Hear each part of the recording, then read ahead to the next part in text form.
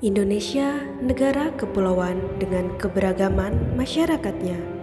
Keberagaman inilah yang menjadikan Indonesia kaya akan budaya, salah satunya wayang. Warisan berharga yang dimiliki oleh Indonesia dengan berbagai macam ciri khas di setiap jenisnya.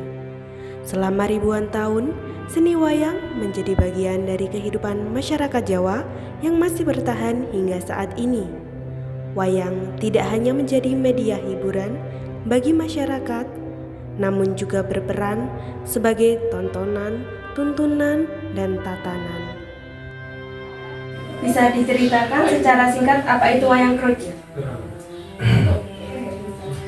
Wayang kerucil itu wayang kayu yang bisa dikatakan wayang kerucil itu wayang khas dari Kabupaten Kediri yang mau cerita Panji.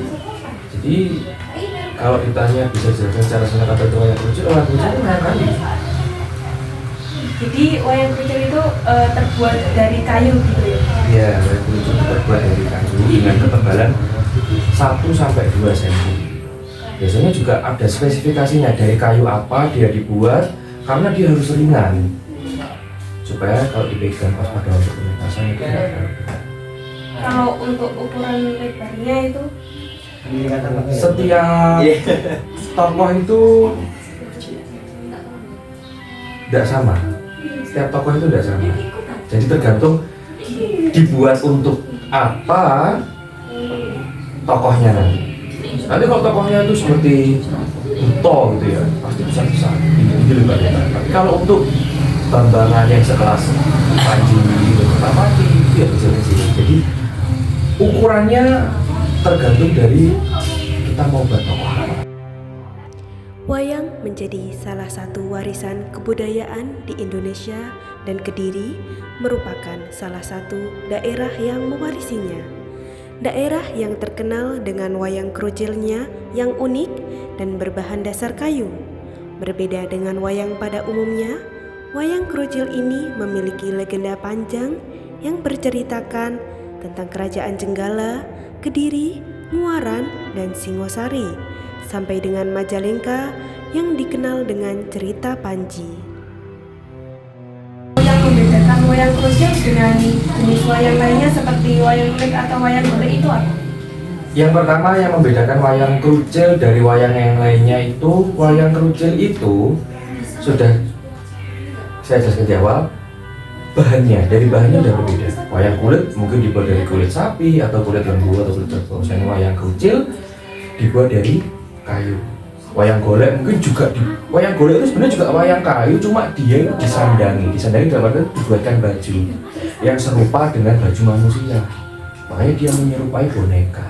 Padahal dalamannya juga sama-sama kayu.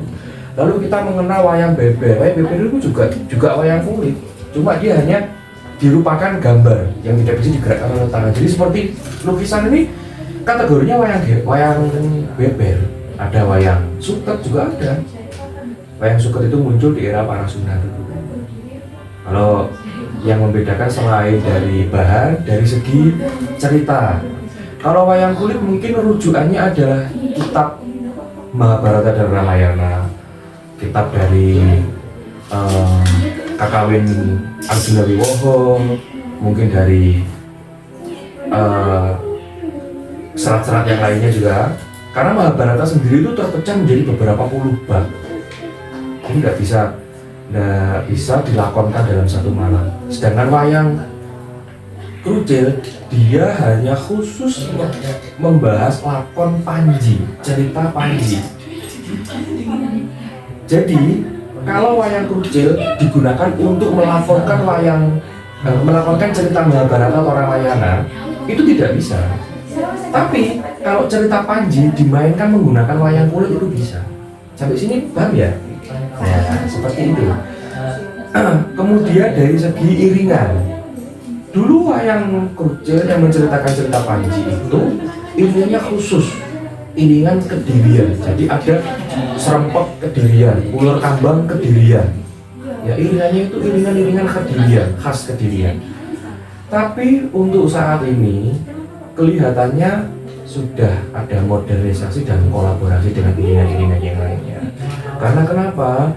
Iringan khas gaya Kedirian sudah tidak lagi terdokumentasi, hanya ada di ingatan para pelaku seni di wilayah Kediri ini.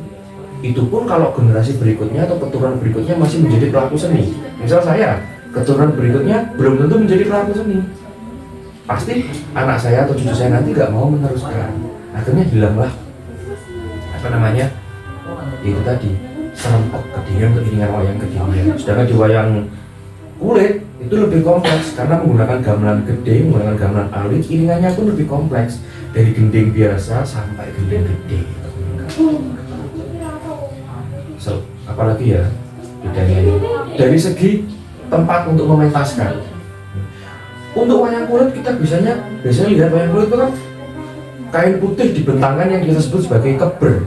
Nah, kalau di wayang krucil enggak, Kak. Di wayang krucil justru malah bagian tengah itu bolong, nggak ada kainnya,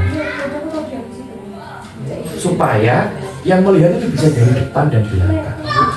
Kalau wayang itu kan sebenarnya wayang itu kan artinya itu ayang-ayang atau bayangan, bisa dikonotasikan seperti itu.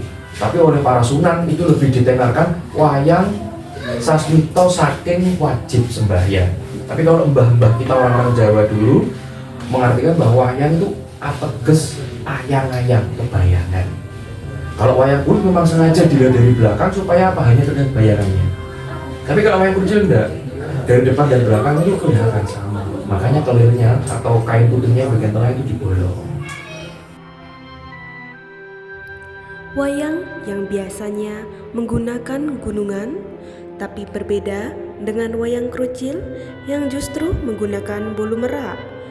Adapun kain putih yang biasanya dijadikan latar belakang, tapi pada wayang krucil justru dilubangi di bagian tengahnya. Kapan tradisi wayang krucil ini mulai berkembang di Kediri? Untuk itu ada beberapa ada beberapa perbedaan. Ada yang berpendapat bahwa wayang krucil itu atau wayang Panji itu diciptakan oleh Pangeran Pekik dari Surabaya. Tapi bagi saya hal ini sangat sedikit meragukan. Karena kenapa? Dikisahkan Pangeran Pekik itu tadi menciptakan wayang krucil itu di sekitar tahun 1640-an, mungkin 1648-an. Nah, tahun-tahun itulah. Sedangkan kita tahu tahun-tahun itu Nusantara kita yang tercinta ini sudah kedatangan bangsa asing. Mestinya kan terkekang oleh bangsa asing. Saya juga pernah dengar bahwa Pangeran Pekik itu juga masih keturunan keberapa dari Sunan Ampel. Kan ini tambah nggak masuk akal lagi. Apa hubungannya wayang Panji atau wayang kulit, wayang krucil yang menceritakan Panji dengan Pangeran Pekik dari Surabaya? Kemudian ada yang mengatakan wayang Panji itu sudah ada sejak era Prabu Erlangga dari kerajaan Kahuripan, jauh sebelum kerajaan Kediri. Ada yang mengatakan seperti itu. Tapi juga bagi saya itu kurang valid. Karena kenapa? Tidak ada serat yang mendukung hal itu, sumber primer yang mendukung hal itu. Ada yang mengatakan yang pertama kali menciptakan wayang krucil ini itu Prabu Brawijaya V dari Majapahit, raja kita. Ada yang mengatakan demikian. Tapi yang kita yakini saat ini, apalagi kan itu di wilayah Kediri ya, kita yakini saat ini, yang pasti wayang, baik wayang kulit ataupun wayang krucil itu mulai berkembang di era Sri Jayabaya dan mulai dikembangkan lagi sampai seluruh kegiatan seni budaya di wilayah Kediri itu di era Sri Kameswara, Raja Kediri yang keberapa Sri Kameswara, karena memang dia terkenal Raja Kediri yang berbudaya, berkesenian. Jadi terlepas dari semuanya yang benar yang mana, kenyataannya ya Mbak ya, wayang krucil itu terkenalnya itu krucil Panji Kediri. Ya kita sebagai orang Kediri mungkin meyakini bahwa wayang krucil itu ada di era Sri Jayabaya dan Sri Kameswara. Sampai sini mungkin bingung nggak Mbak ya? Sudah bisa dipahami.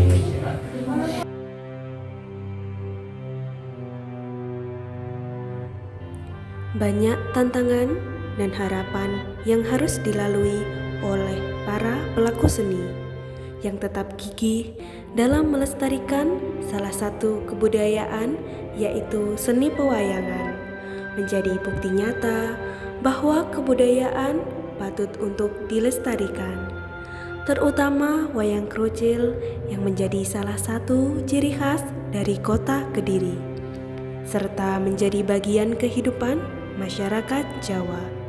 Mari kita tetap lestarikan kebudayaan ini sebagai salah satu bentuk kecintaan terhadap budaya Indonesia.